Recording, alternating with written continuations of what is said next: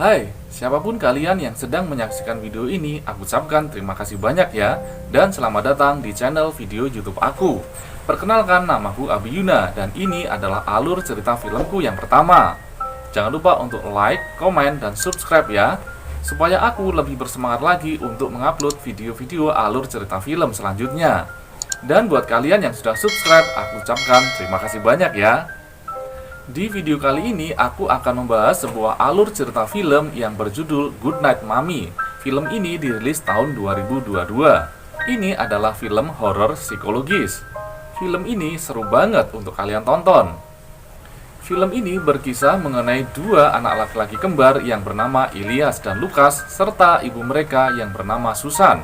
Diceritakan dalam film ini, kedua orang tua mereka telah lama berpisah, dan ibu mereka adalah mantan artis terkenal. Keseruan film ini adalah saat Lukas dan Ilyas berkunjung ke rumah ibu mereka, dan mereka mendapati ibunya selalu memakai penutup kepala dengan alasan habis melakukan operasi. Kejadian demi kejadian pun akhirnya membuat mereka berpikir wanita yang memakai penutup kepala itu bukanlah ibu mereka. Lantas jika itu bukan ibu mereka, kira-kira siapa ya? Manusia biasa atau jangan-jangan itu adalah sebuah monster? Kisah dalam film ini diawali saat Lukas dan Ilyas diantar oleh ayah mereka untuk berkunjung ke rumah ibu mereka. Sesampainya di rumah ibu mereka, dengan penuh semangat mereka langsung mencari ibunya. Mereka berlarian ke segala penjuru ruangan di rumahnya. Meski sudah dipanggil berkali-kali, ternyata ibunya tak kunjung tampak. Hingga akhirnya mereka mendapati ibunya tengah berada di dalam kamar yang gelap. Ibunya kemudian menyapa mereka berdua dan menjelaskan apa yang tengah terjadi. Namun tampaknya Ilyas dan Lukas tidak langsung bisa memahami apa yang dimaksud dengan ibunya. Mengapa ibunya harus melakukan operasi sehingga harus memakai penutup di wajahnya. Scene pun berlanjut menampilkan Lukas dan Ilyas yang tengah berada di kamar mereka. Ibunya kemudian datang menghampiri mereka dan memberikan sebuah hadiah. Mereka berdua tampak begitu antusias dan senang dengan hadiah pemberiannya. Kemudian ibunya menjelaskan kembali apa yang tengah terjadi dan memberikan mereka beberapa syarat selama mereka tinggal di rumah tersebut demi kecepatan kesembuhan ibunya. Ibunya memberikan aturan untuk mereka dilarang berlari-lari, mereka dilarang memasuki kamar ibunya, dan mereka juga dilarang membuka tirai rumah mereka karena sinar matahari tidak baik untuk ibunya. Dan satu hal penting, mereka dilarang untuk memasuki lumbung yang berada di belakang rumah mereka. Ilyas dan Lukas pun menyanggupi permintaan ibunya. Sebelum mereka pergi bermain di luar, Ilyas memberikan sebuah gambar sebagai ungkapan cintanya terhadap ibunya. Namun tanpa Ilyas sadari, sepertinya ibunya tidak menyukai gambar tersebut. Di malam hari sebelum mereka tidur, ibunya menceritakan sebuah dongeng untuk mereka. Namun ibunya lupa untuk menyanyikan sebuah lagu yang biasa ia nyanyikan untuk mereka sebelum mereka tidur. Ketika Ilyas meminta ibunya untuk menyanyikan lagu tersebut, ibunya menolaknya dengan alasan Ilyas bukan anak kecil lagi. Keesokan paginya, saat Ilyas jenuh bermain tembak-tembakan, dia memutuskan untuk berjalan-jalan di ladang belakang rumahnya. Kemudian Lukas datang menggodanya, hingga mereka berlarian dan tanpa sengaja mereka berada di depan sebuah lumbung belakang rumah mereka. Penasaran dengan apa yang ada di dalam lumbung tersebut, Ilyas dan Lukas pun masuk ke dalam lumbung tersebut. Saat mereka keluar, betapa terkejutnya Ilyas karena tangannya tiba-tiba ditarik oleh ibunya. Ibunya begitu marah kepadanya, mengapa Ilyas melanggar perintah ibunya. Ilyas pun hanya bisa beralasan jika ia ingin mengambil sarung tangan Lukas yang ketinggalan di dalam. Sontak ibunya mendorongnya hingga tangan Ilyas terluka. Saat malam hari, Ilyas tiba-tiba terbangun karena ternyata Ilyas masih punya kebiasaan mengompol. Saat itulah ia mendengar ibunya sedang berbicara dengan seseorang melalui handphone. Samar-samar Ilyas mencoba untuk menguping pembicaraan ibunya. Ilyas mendengar jika ibunya sudah tidak tahan untuk berpura-pura lagi. Apalagi Ilyas dan Lukas sepertinya tidak pernah terpisahkan. Keesokan paginya, Ilyas mencoba menceritakan apa yang didengarnya kepada Lukas. Lukas pun spontan berpikir bagaimana jika wanita yang bertopeng itu ternyata bukan ibunya. Lukas beralasan karena ibunya yang ia kenal bermata hijau, sedangkan wanita yang bertopeng itu memiliki mata yang berwarna biru. Mereka pun kemudian berniat untuk memata-matai ibunya dengan meletakkan sebuah alat pendengar di kamar ibunya. Namun tanpa mereka sadari, ibunya yang tengah asik menonton televisi tiba-tiba bergegas beranjak ke kamarnya. Ilyas pun segera bersembunyi supaya tidak ketahuan oleh ibunya. Dari balik tempat persembunyiannya, Ilyas bisa melihat ibunya sedang merokok. Padahal seperti yang Ilyas tahu, ibunya bukanlah seorang perokok. Ilyas juga melihat ibunya mencobek gambar pemberiannya dan membuangnya di tempat sampah. Keesokan paginya, saat Ilyas dan Lukas tengah bermain dengan handphone mereka, tiba-tiba ibunya datang menghampirinya dan merebut handphonenya, kemudian menaruhnya di tempat pembuangan air. Ibunya marah kenapa Ilyas dan Lukas mencoba menghubungi ayah mereka. Karena semakin penasaran dengan siapa sebenarnya wanita di balik topeng itu, Ilyas memberanikan diri memasuki kamar ibunya saat ibunya tengah berendam di kamar mandi. Namun saat Ilyas siap-siap mau membuka masker yang ada di wajah ibunya, tiba-tiba ibunya membuka matanya. Ilyas pun kaget dan segera berlari bersembunyi di kamarnya. Ibunya sangat marah mengapa Ilyas sangat tidak sopan kepada ibunya. Namun Ilyas dan Lukas tidak mau membuka pintu, sehingga ibunya harus membuka pintu dengan kapak. Saat ibunya bertanya pada Ilyas apa yang dia lakukan, Ilyas hanya bisa berkata bahwa ia bukanlah ibu kandungnya.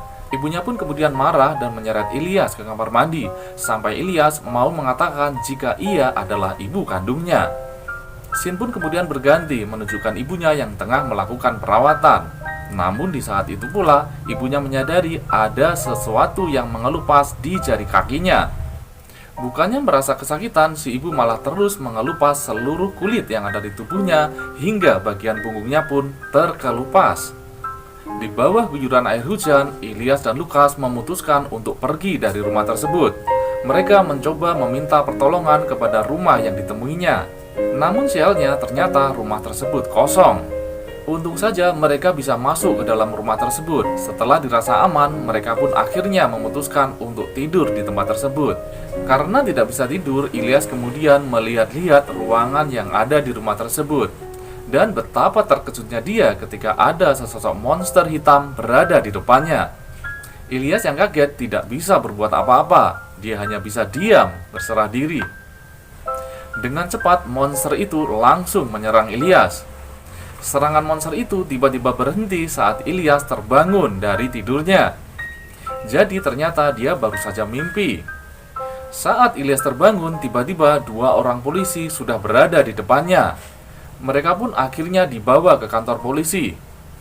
Dua orang polisi itu pun akhirnya memberikan bantuan kepada mereka. Mereka akan dijanjikan dibawa ke tempat yang jauh lebih aman. Ilyas dan Lukas pun percaya dengan polisi tersebut. Namun betapa terkejutnya Ilyas dan Lukas, ternyata kedua polisi tersebut membawa mereka kembali pulang ke rumah ibu mereka. Saat-saat yang menegangkan pun tiba. Kedua polisi tersebut berpamitan kepada ibunya. Namun di luar dugaan, ternyata ibunya tidak marah kepada mereka. Ibunya justru mengungkapkan jika sangat khawatir mengapa mereka bisa pergi dari rumah, hingga ibunya harus melepaskan penutup kepala lebih cepat dari jadwalnya dan meminta bantuan kepada polisi untuk mencari mereka. Keesokan paginya saat ibunya terbangun dari tidurnya, tiba-tiba ibunya mendapati tubuhnya dalam keadaan terikat. Ternyata Ilyas dan Lukas yang telah melakukannya. Ibunya pun meronta-ronta meminta Ilyas segera membuka semua ikatan yang ada dalam tubuhnya. Namun saat itulah Ilyas justru mengungkapkan semua kekesalannya. Mengapa ibunya yang sekarang jauh berbeda dengan ibunya yang dulu? Tidak lagi menyayanginya, tidak pernah lagi menyanyikan lagu kesukaannya ketika mau tidur. Ilyas menuduh jika dia bukanlah ibunya yang asli. Karena jika dia adalah ibunya yang asli, dia tidak akan tega menyobek gambar yang Ilyas berikan. Ibunya pun mencoba meyakinkan Ilyas jika dia adalah ibunya yang asli. Karena dia memiliki banyak kontak lensa, Ilyas diminta ibunya untuk mengecek laci yang ada di ruang kerja ibunya. Karena di sana ada banyak kontak lensa yang biasa ibu pakai. Jadi mengapa selama ini bola mata ibunya berwarna berbeda? Ibunya pun kemudian juga meminta Ilyas untuk tidak lagi mendengarkan Lukas karena apa yang dibicarakan Lukas semuanya. Dan bukannya menuruti keinginan ibunya, Ilyas malah menyumpal mulut ibunya dan memutuskan menuruti keinginan Lukas untuk segera pergi dari tempat tersebut. Saat menunggu bantuan tiba, Ilyas kemudian berkata kepada Lukas jika dia ingin mengambil barangnya yang ketinggalan. Padahal itu adalah siasat untuk mengecek apa yang dikatakan ibunya, apakah benar di laci ibunya ada banyak kontak lensa. Dan ternyata yang dikatakan ibunya adalah benar, jadi Lukaslah yang selama ini berbohong. Ilyas yang menyesali perbuatannya kemudian memutuskan untuk segera melepaskan semua ikatan ibunya. Namun tiba-tiba Lukas berubah menjadi agresif dan menghalangi Ilyas untuk membebaskan ibunya. Dengan penuh perjuangan, akhirnya Ilyas pun berhasil melepaskan ikatan yang ada di tubuh ibunya. Ibunya pun menangis senang dan Ilyas pun segera meminta maaf kepada ibunya. Ilyas mengakui jika selama ini ia telah banyak dipengaruhi oleh Lukas. Dan kali ini ibunya tidak memarahi Ilyas. Ibunya justru senang karena Ilyas akhirnya sadar jika dia adalah ibu aslinya.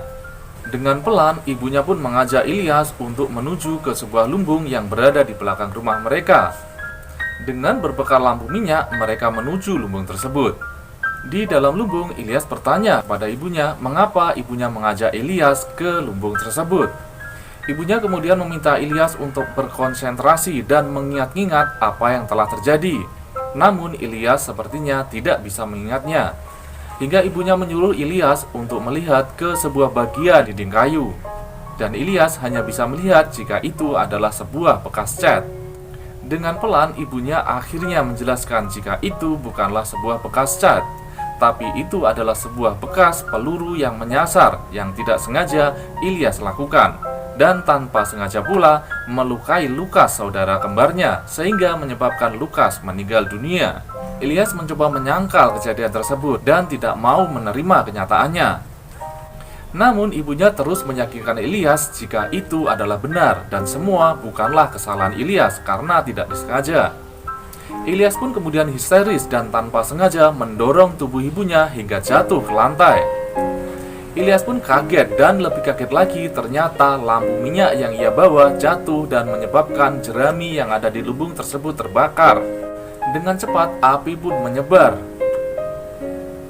dan membakar lumbung tersebut. Ilyas hanya bisa berlari melarikan diri dan melihat lumbung tersebut roboh karena termakan oleh api. Di tengah isak tangisnya tiba-tiba seseorang memegang pundaknya dan ternyata orang itu adalah ibunya. Lukas, saudara kembarnya, juga telah bersamanya. Mereka bertiga pun akhirnya berpelukan, dan film pun selesai. Jadi di film ini tuh ternyata Lukas sudah lama meninggal, tapi Ilyas tidak mau mengakuinya dan terus menganggap jika Lukas, saudara kembarnya, masih hidup. Karena gangguan psikologis yang dihadapi oleh Ilyas itulah yang menyebabkan ibunya sedikit jengkel pada Ilyas. Terlebih pamor keartisannya juga sudah mulai menurun. Nah, itu tadi alur cerita filmnya ya. Semoga kalian suka. Jangan lupa untuk like, komen, dan subscribe ya. Dan buat kalian yang sudah menonton video ini sampai habis dan sudah subscribe, aku ucapkan terima kasih banyak ya. Dan sampai jumpa lagi di video alur cerita film selanjutnya. Sampai jumpa.